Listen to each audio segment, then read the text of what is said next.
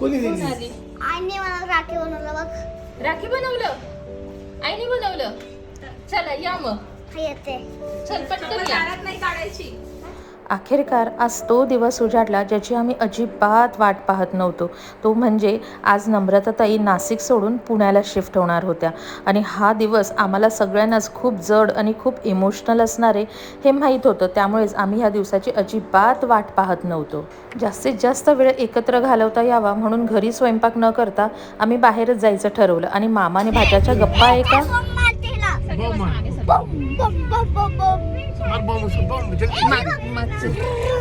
नम्रता तूच दिसत नाही आम्हाला फक्त. अच्छा नम्रता तू आता जेवायला बाहेर जायचं तर ठरवलं, पण खूप जास्त लांब जायचं नाही, जवळच जायचं आणि मुलांनासुद्धा एन्जॉय करता आलं पाहिजे आणि आम्हाला पण एकत्र टाईम घालवता आला पाहिजे असा काहीतरी स्पॉट आम्हाला निवडायचा होता. मग घराजवळच पिझ्झा बस्ट आहे. आता तुम्हाला बऱ्याच लोकांना माहीत असेल पिझ्झा बस्टमध्ये गेल्यावर लहानांची तर मजा असतेच असते, पण त्याचबरोबर मोठ्यांची सुद्धा मज्जा होते. इथे इतका सुंदर असा बुफे असतो, म्हणजे काय म्हणतात वेगवेगळ्या प्रकारचे स्टार्टर्स असतात जे लहान मुलांना तर आवडतातच, पण त्याचबरोबर मोठ्यांसाठी सुद्धा मस्त अशी मेजवानी असते. स्प्राउट्स असतात, पास्ता असतात आणि मुलांनी काय केलं गेल्याबरोबर त्यांना सगळ्यात पहिला काउंटर जे दिसलं ते म्हणजे पाणीपुरीचं. मुलांना एवढी मजा वाटली, एवढ्या आनंदाने ते पाणीपुरी एन्जॉय करत होते. आणि आमचा शिवबा हे खाऊ का ते खाऊ, कारण की त्याला पाणीपुरी पण आवडते, पिझ्झा पण आवडतो, फ्रेंच फ्राईज पण आवडतात. तर त्याने बुफेचा मस्त असा आस्वाद घेतला आणि मग फायनली आम्ही असं ठरवलं होतं की बाबा एकत्र बसायचं. आम्हाला टेबल एकत्र भेटले नाही, मग आम्ही बच्चा पार्टी एका साईडला आणि आम्ही सगळे मोठे एकाच, सगळे मोठे म्हणजे इनमिन 3च जणं, पण तरीसुद्धा एकत्र जेवणं. आता नम्रताताईंचं काय झालं होतं, जेवण इतकं सुंदर होतं, त्यांना आवडत होतं, पण वेळ जसा घड्याळाचा काटा पुढे जात होता तसं त्यांचं मन अजूनच जास्त गहिवरून येत होतं. त्यांना जेवण जात नव्हतं, प्रत्येक घास त्यांना असा जड जात होता. मग फायनली म्हटलं ही एक छान मुमेंट आपण कॅप्चर करूया, म्हणून मग आम्ही सगळे तिथे बसलो आणि फोटो काढले.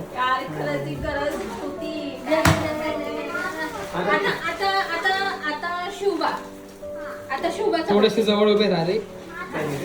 आता हे शिवबासाठी हे शिवबासाठी गिफ्ट आहे. लव दादा लव दादा ये इकडे ये. लव दादा दे दे दे दे दे. हा हा चल आता वैष्णवी दीदीचं गिफ्ट. लव इकडे वैष्णवी दीदीला. दीदी से चीज. पुण्याला जाऊन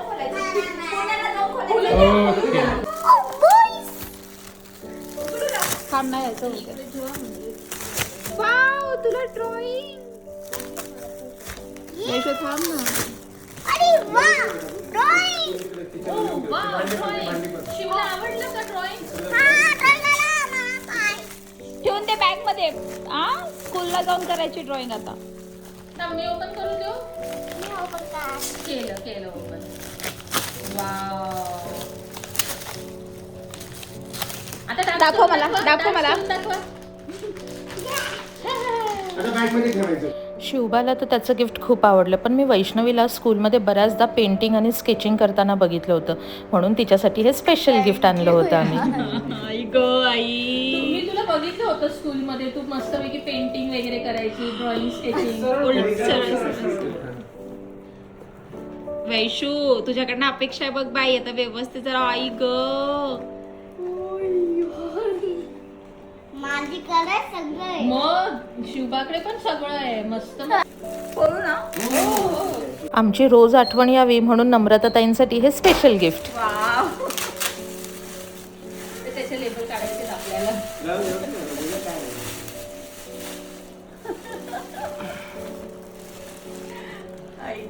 आता रोज यातच जेवायचं.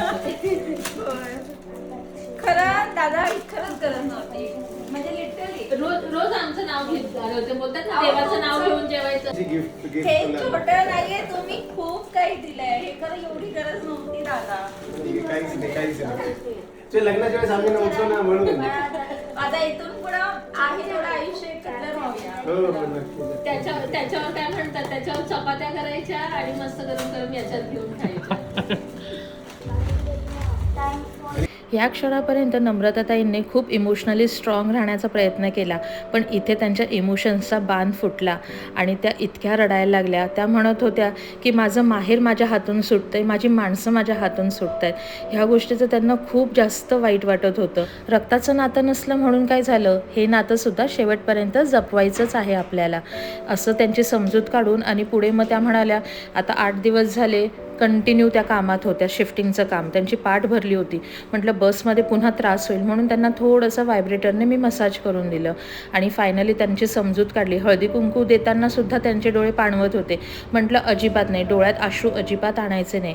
आपल्या ह्या ज्या शेवटच्या ज्या मुमेंट्स आहेत त्या हसत खेळतच आपल्याला घालवायच्या आहेत, कारण की ह्याच मेमरीज आपल्याला आयुष्यभर टिकणार आहेत. आता त्या जरी नाशिक सोडून जाणार असल्या तरी आम्ही त्यांना नाशिकचा विसर पडू देणार नाही. माझ्याबरोबरच त्यांचे खूप सारे फॉलोवर्स आहेत नाशिकमध्ये. त्यांना नाशिकमधूनच त्यांच्या व्लॉगिंगला खूप जास्त प्रगती आणि खूप जास्त त्यांचं सक्सेस मिळाले. त्यामुळे त्यासुद्धा कधी नाशिकला विसरू शकत नाही आणि आपणही कोणी त्यांना नाशिक विसरू द्यायचं नाही. आता त्यांनी आम्हाला सांगितलं आहे की लवकरच मी पुन्हा नाशिकला येणार आहे भेटायला आणि आमचंसुद्धा त्यांना हेच म्हणणं आहे की बाबा भाऊ हा नेहमी पाठीराखा असतो. तुम्ही नाशिकमध्ये असा किंवा पुण्याला असा, जगाच्या पाठीवर कुठेही तुम्ही असलात, कधीही तुम्हाला अडीअडचणीला सुखदुःखाला कधी तुम्हाला भावाची आणि तुमच्या वहिनीची आठवण आली तर फक्त एक आवाज द्या, एक कॉल करा. तुमचा भाऊ आणि तुमची वहिनी तुमच्या पाठीशी नक्कीच उभी राहणार. आपण समजुतीच्या शब्दांची कितीही गुंफण घालून मस्त असं दोर तयार करायचा प्रयत्न केला तरी जेव्हा निरोपाची वेळ येते तेव्हा त्या दोर कुठे ना कुठेतरी सैल पडतो. प्रत्येक गाठ ही सैलसर होतच जाते, हो की नाही? आणि मी फुटलो. तू पतलू, मी बिचलू. मोटू. तू चिंगम चिंगम पोलीसवालाच आहे ना. पोलीसवाला चिंगम. तो कसे शिवबाच्या गोड गोड गप्पा ऐकून 15 मिनिटांचा रस्ता अगदी 5 मिनिटात आम्ही कव्हर केला असं वाटायला लागलं. फायनली आम्ही बसस्टॉपवर पोचलो.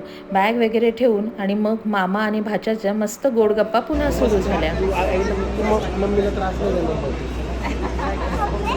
मी नाही झोपते, तू झोपते. तू असं नंतर मग शिवबा यांना सोडायलाच तयार होत नव्हता आणि बसमध्ये तर सगळेजण पॅसेंजर चढत होते. मग नम्रताताई म्हणाल्या की दादा तुम्हीच त्याला घेऊन वर चला. जेव्हा हे वर चढले तेव्हाच चढले आणि नंतर हा फायनल बाय बाय आहे बरं का नम्रताताईंचा आपल्या नाशिकला. आणि नंतर मग बसमध्ये बसल्यावर शिवबा पुन्हा रडायला लागला. त्याची इच्छाच होत नव्हती जायची. आणि जशी जशी बस पुढे जात होती, हे बघा माझ्या बाळांचे चेहरे कसे झाले होते. शिवबा आणि वैष्णवी दोघेही इमोशनल झाले होते आणि नम्रताताई त्यासुद्धा इमोशनल झाल्या होत्या. वाटत होतं त्या खूप स्ट्रॉंग आहेत, पण नाही हो, खूप खूप खूप इमोशनल आहेत त्या. नजरे आड होईपर्यंत आम्ही बस पाहत होतो पण आमचं मन काही लागेल. त्यामुळे आम्ही लगेच गाडी काढली आणि तब्बल 2 किलोमीटर बसच्या मागे मागे आम्ही जात होतो. एका रस्त्याला बस, जिथे जमेल तिथे आम्ही मुलांना बाय बाय करत होतो. कॉल तर आमचा कंटिन्यू चालू होता आणि शिवबा आमचा सतत रडत होता. मामाच्या गावाला जायचं आहे, मामाच्याच घरी जायचं आहे, मला पुण्याला जायचंच नाही. पण काही असो, नम्रताताईंनी प्रॉमिस केलं की त्या नाशिकला आपल्या सगळ्यांसाठी पुन्हा येणार आहेत आपल्याला भेटायला. तर असाच काहीसा जड इमोशनल असा आमचा आजचा दिवस होता. पुढे गेल्यानंतर रस्ते आपले वेगळे होणारच होते, पण रस्ते जरी वेगळे झाले तरी नम्रताताईंची आठवण आणि आमची आठवण ही एकमेकांच्या हृदयात आयुष्यभर राहणार आहे. आणि बरं हो, कोणाला काहीही अडीअडचण असेल तर त्या नेहमीच मदत करायला सज्ज राहणार आहे. चला तर मग बाय.